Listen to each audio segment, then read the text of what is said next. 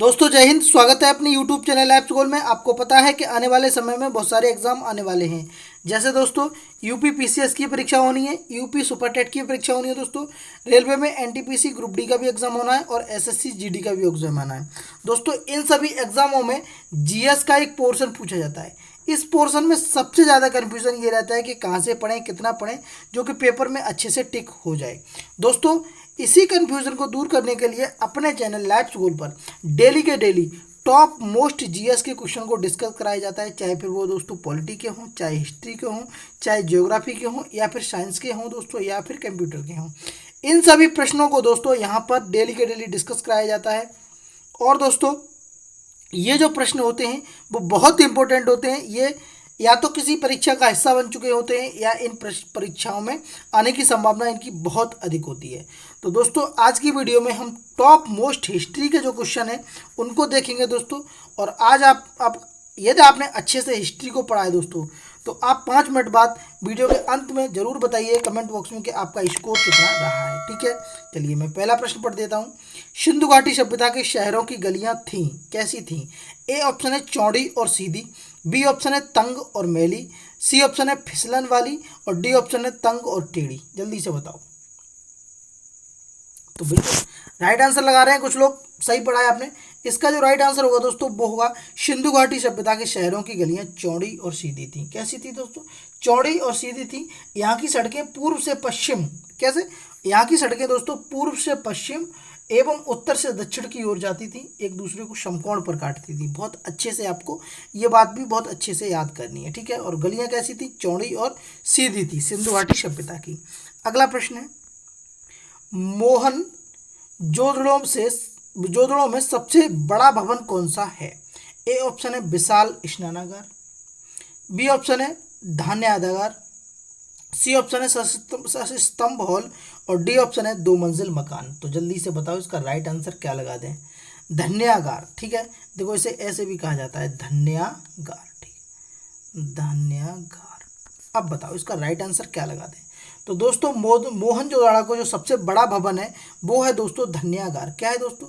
ये right answer इसका सही हो जाएगा। ठीक है, मोहनजोदाड़ो का सबसे बड़ा जो भवन है दोस्तों वो है धन्यागार। और अगर हम बात करें कि ये कितने मीटर लंबा है, तो 45.71 मीटर लंबा था दोस्तों, और 15.23 मीटर चौड़ा था। ठीक है, इतनी बात आपको याद रखनी है। ठीक, चलिए अगला प्रश्न है, देवी माता की पूजा संबंधित थी। ए ऑप्शन है आर्य समाज के साथ, आर्य सभ्यता के साथ, बी ऑप्शन है भूमध्य सागरी सभ्यता के साथ, सी ऑप्शन है सिंधु घाटी सभ्यता के साथ, डी ऑप्शन है उत्तर वैदिक सभ्यता के साथ। जल्दी से बताओ इसका राइट आंसर क्या होगा? देवी माता की पूजा संबंधित थी,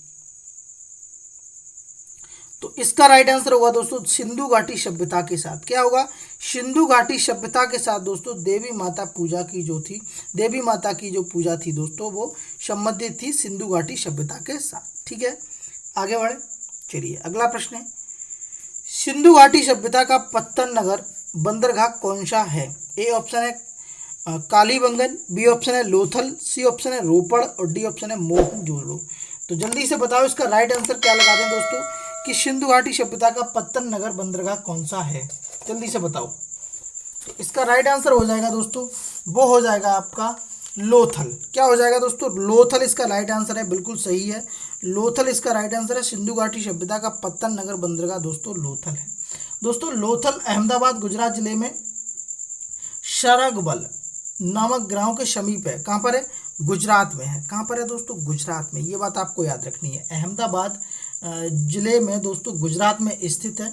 और दोस्तों आप अगर बात करें यहाँ पर थोड़ी सी और हम देखना चाहें तो ये कह सकते हैं कि 1955 के लगभग 1955 या 1962 में कह लीजिए SR राव ने निर्देशित खुदाई की थी, और वहाँ पर आपको पता है कि ये चीज़ें देखी गई थी। तो ये बात आपको याद रखनी है, सिंधु घाटी सभ्यता के पत्तन नगर बंदरगाह दोस्तों लोथल में है, जो कि गुजरात में स्थित है। अगला प्रश्न है दोस्तों, सिंधु अर्थव्यवस्था की ताकत क्या थी? ए ऑप्शन है कृषि, बी ऑप्शन है व्यापार, सी ऑप्शन है चाक बनाए गए मिट्टी के बर्तन, और डी ऑप्शन है बढ़ईगिरी। तो दोस्तों इकोनॉमिक की बात करी जा रही है कि इसकी राइट वो अर्थव्यवस्था क्या थी, तो जल्दी से बताओ। तो दोस्तों सिंधु अर्थव्यवस्था की अगर हम बात करेंगे तो वो थी कृषि। क्या थी दोस्तों? कृषि। इसका राइट आंसर बिल्कुल सही हो जाएगा। सिंधु अर्थव्यवस्था की जो व्यवस्था थी दोस्तों वो थी कृषि। सिंधु सभ्यता के लोगों का आर्थिक आधार दोस्तों कृषि एवं पशुपालन था। क्या था? कृषि एवं पशुपालन था। ये बात आपको बहुत अच्छे से याद रखनी है। सभ्यता के लोगों ने ही सर्वप्रथम कपास उगाया था। सिंधु सभ्यता के लोगों ने ही क्या उगाया था? कपास उगाया था। ये बात भी आपको याद रखनी है। ठीक है। अगला प्रश्न है, सिंधु सभ्यता के टेराकोटा में निम्नलिखित में से कौन सा पालतू जानवर विद्यमान नहीं था? नहीं था पूछा है। ए ऑप्शन है भैंस, बी ऑप्शन है भेड़, सी ऑप्शन है गाय और डी ऑप्शन है सुअर। तो जल्दी से बताओ कि टेराकोटा में दोस्तों कौन सा जो पशु था, वो पालतू पशु जो था, जानवर था, वो नहीं था। तो इसका राइट आंसर क्या लगा दें? इसका राइट आंसर होगा दोस्तों गाय होगा। क्या था? गाय नहीं थी दोस्तों। सिंधु घाटी सभ्यता के टेराकोटा मिट्टी से बने हुए बर्तनों की आकृति को कहते हैं। क्या कहते हैं? मिट्टी से बने हुए बर्तनों की आकृतियों में दोस्तों गाय की आकृति का कोई साक्ष्य मौजूद नहीं है। क्या? गाय की आकृति की कोई साक्ष्य मौजूद नहीं है। अन्य दिए गए जितने भी ऑप्शन हैं आपके भैंस, भेड़ और सुअर, ये सारे के सारे साक्ष्यों इनके मौजूद हैं।